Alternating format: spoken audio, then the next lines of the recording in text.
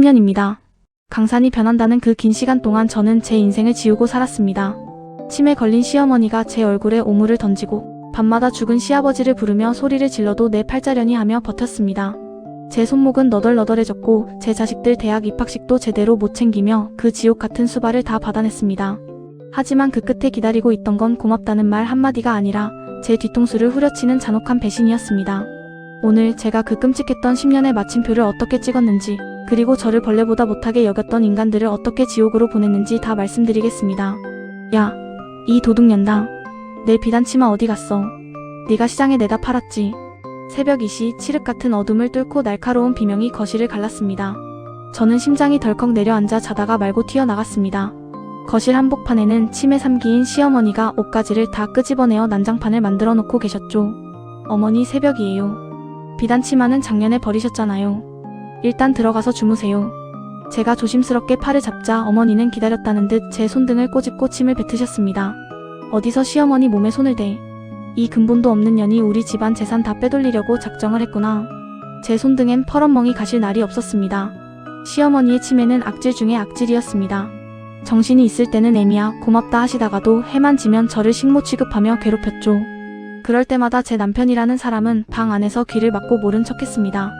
당신이 조금만 참아. 엄마 금방 가시겠지. 우리한테 남겨줄 상가랑 아파트 생각해서라도 참아야지. 남편은 늘 그놈의 재산 타령만 했습니다. 저도 사람인지라 그 보상 심리 하나로 버텼습니다. 15년 전 시댁 재산 반절을 사업한답시고 홀랑 까먹고 미국으로 도망간 시누이, 즉 아가씨가 있었기에 어머니의 남은 재산은 당연히 지극정성으로 모신 우리 부부의 몫이라 믿었습니다. 그런데 어머니가 위독하시다는 소식이 전해지자마자 15년 동안 연락 한 통 없던 아가씨가 명품 백을 휘두르며 공항에 나타났습니다. 엄마, 이 불쌍한 걸 누가 이렇게 만든 거야? 오빠, 언니, 엄마를 이렇게 방치하면 어떡해? 방치라니요? 10년 동안 기저귀 갈고 목욕시킨 건 저인데 입국하자마자 병실에서 곡소리를 내며 저를 천하의 불효 며느리로 몰아세우는 아가씨의 모습에 기가 막혔습니다. 더 가관인 건 남편의 태도였습니다. 야, 동생아 고생 많았다. 멀리서 오느라 힘들었지? 엄마가 너 기다리느라 여태 버티셨나 보다. 제 가슴에 불덩이가 앉은 것 같았습니다. 제가 보낸 3650일은 어디로 간 걸까요? 장례식이 시작되자 아가씨는 상주 노릇을 톡톡히 하며 조의금을 챙기기 시작했습니다. 그리고 며칠 뒤 변호사가 들고 온 서류 한 장이 제 10년 인생을 송두리째 무너뜨렸습니다. 유언장에 따르면 강남 상가 건물과 현재 거주하시는 아파트는 모두 따님에게 증여하는 것으로 되어 있습니다. 변호사의 무미건조한 목소리가 제 고막을 찢는 것 같았습니다. 그게 무슨 소리예요? 제가 10년을 모셨어요. 아가씨는 15년 만에 나타났다고요. 제가 소리를 지르자 아가씨가 비릿한 미소를 지으며 제 앞을 가로막았습니다. 언니, 엄마가 생전에 나한테 미안한 게 많으셨나봐. 그리고 이건 엄마의 고귀한 뜻이야. 언니는 그동안 우리 집에서 먹고 자고 했으면 됐지 뭘 그렇게 욕심을 부려. 며느리가 시어머니 모시는 게 장사야. 그 뻔뻔한 말보다 저를 더 절망하게 만든 건 남편의 눈빛이었습니다. 남편은 이미 다 알고 있었다는 듯 고개를 숙이고 아무 말이 없었습니다. 알고 보니 남편은 아가씨가 입국하기 전부터 어머니를 설득해 서류 작업을 마쳤던 겁니다. 제가 어머니 똥기저귀 치우고 욕실에서 눈물 훔칠 때 두 남매는 변호사를 불러 인감도장을 찍게 만든 거죠. 너희들이 정말 인간이니? 내가 어떻게 살았는지 내 눈으로 다 봤잖아. 저는 남편의 멱살을 잡고 울부짖었습니다. 하지만 돌아온 건 차가운 냉대뿐이었습니다. 저는 그날 깨달았습니다. 이 집구석에서 나는 가족이 아니라 공짜로 쓰는 간병인에 불과했다는 사실을요. 하지만 저는 이대로 무너지지 않기로 했습니다. 그들이 모르는 사실이 하나 있었거든요. 장례식장 뒷방에서 남편과 아가씨가 낄낄거리며 나누던 대화를 저는 똑똑히 기억합니다. 오빠, 언니 표정 봤어? 금방이라도 쓰러질 것 같더라. 근데 어쩌겠어, 엄마가 나 준다는데. 야, 조용히 해. 들릴라. 그래도 네가 건물 챙겼으니까 나중에 나 사업 자금 좀 보태줘야 한다. 내가 엄마 설득하느라 얼마나 진땀 뺐는지 알지? 그 소리를 듣는 순간 제 심장은 얼음장처럼 차갑게 식었습니다. 10년의 세월이 파노라마처럼 스쳐 지나갔습니다. 명절 한 번 편히 못 쉬고 친정엄마 임종도 제대로 못 지키며 지켰던 시댁이었습니다. 그런데 저 인간들에게 저는 그저 이용하기 좋은 도구였을 뿐이었습니다. 저는 화장실 변기칸에 들어가 입을 틀어막고 울었습니다. 하지만 울음은 오래가지 않았습니다. 슬픔이 빠져나간 자리에는 도끼 서린 냉소만 남았습니다. 그래, 너희가 나를 사람 취급 안 하겠다 이거지? 그럼 나도 너희를 인간으로 대우하지 않겠다. 저는 장례가 끝나자마자 집으로 돌아와 짐을 싸는 척하며 시어머니의 방을 사사치 뒤졌습니다. 사실 저에게는 믿는 구석이 하나 있었습니다. 어머니가 치매 증상이 심해지기 불과 1년 전 잠깐 정신이 돌아왔던 어느 날 밤이었습니다. 어머니는 제 손을 꼭 잡고 눈물을 흘리며 말씀하셨죠. 애미야, 내가 정신이 나갔을 때 너한테 모질게 굴었던 거 다 미안하다. 내 아들놈이지만 저놈 돈 귀한 줄 모르고 내 딸녀는 도박에 미쳐서 집안 거덜낼 애들이야. 내가 너한테 미안해서라도 이 집이랑 상가는 넣어줄 거다. 혹시라도 저놈들이 나 정신없을 때 서류 가로채면 이거 꺼내서 써라. 어머니는 침대 밑 깊숙한 곳 장판 아래에 비닐로 꽁꽁 싸맨 작은 수첩과 녹음기를 건네주셨습니다. 그 안에는 어머니의 친필 유언장과 당시 온전한 정신 상태였음을 증명하는 전문의의 소견서, 그리고 아가씨가 과거에 어머니 명의를 도용해 사채를 끌어다 썼던 증거들이 빼곡히 들어있었습니다. 심지어 남편이 제 몰래 시어머니의 비자금 계좌에서 돈을 빼내어 주식으로 날려먹고는 저에게 어머니 병원비로 다 썼다고 거짓말했던 내역까지 전부 다요. 저는 그 보물 같은 증거들을 품에 안고 변호사 사무실을 찾았습니다. 이 정도 증거면 징역 무효 소송은 물론이고 형사 고소까지 가능합니다. 특히 신우 이분이 어머니의 인감을 무단으로 사용한 정황이 확실하네요. 변호사의 말에 저는 처음으로 소름 끼치는 미소를 지었습니다. 하지만 당장 터뜨리지 않았습니다. 원래 복수는 가장 기쁠 때 가장 높은 곳에 있을 때 떨어뜨려야 제맛이니까요. 집에 돌아오니 아가씨가 제 옷가지들을 거실에 내팽개치고 있더군요. 언니, 이제 이 집 명에 내 거랑 오빠 거로 넘어왔으니까 일주일 안에 나가줘. 그동안 고생한 수고비로 2천만 원 넣어줄게. 이 정도면 며느리 노릇치고 과분하지? 아가씨가 던진 봉투가 제 발등에 떨어졌습니다.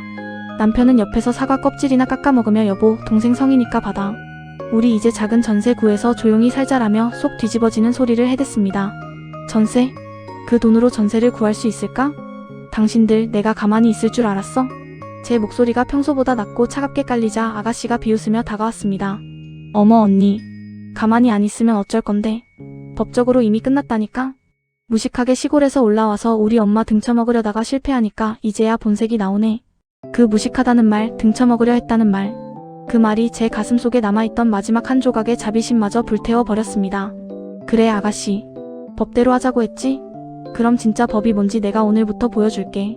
저는 그날 밤 조용히 이혼 서류와 소장 사본을 준비했습니다.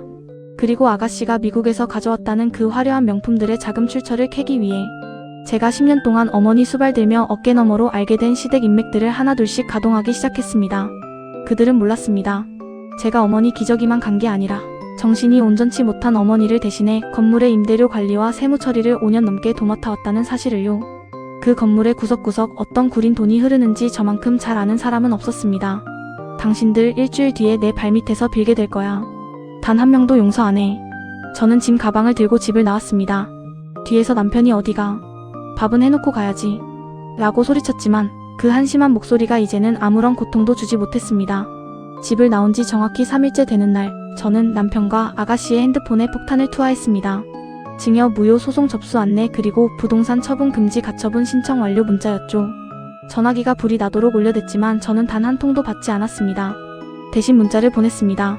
할 말 있으면 법정에서 변호사랑 해. 일주일 뒤 법원 복도에서 만난 아가씨의 얼굴은 가관이었습니다. 그 세련되던 얼굴은 어디 가고 입술을 파르르 떨며 저에게 달려들더군요. 이 미친 언니가 진짜 돌았나? 감히 누구한테 소송을 걸어? 언니가 무슨 돈이 있어서 변호사를 사? 그 돈도 다 우리 엄마 돈 빼돌린 거 아냐? 남편도 옆에서 거들었습니다. 당신 미쳤어? 동생이 건물 좀 가졌다고 질투해서 이 난리를 피워? 당신 이거 무고죄야. 당장 취하해. 저는 아무 대답 없이 변호사 옆에서 차가운 미소만 지었습니다. 법정 문이 열리고 재판이 시작되자 아가씨 측 변호사는 아주 당당하게 징역 계약서를 내밀었습니다. 어머니의 인감이 찍힌 법적으로 아무 하자가 없어 보이는 서류였죠. 하지만 우리 측 변호사가 일어나자 분위기는 180도 바뀌었습니다. 재판장님, 피고 측이 제시한 징역 계약서는 고인이 의사결정 능력이 현저히 떨어진 치매, 중증 상태에서 강압적으로 작성된 것입니다. 여기 징역 계약서 작성 불과 며칠 전 전문의가 작성한 소견서와 고인이 제 의뢰인에게 직접 남긴 음성 파일을 증거로 제출합니다.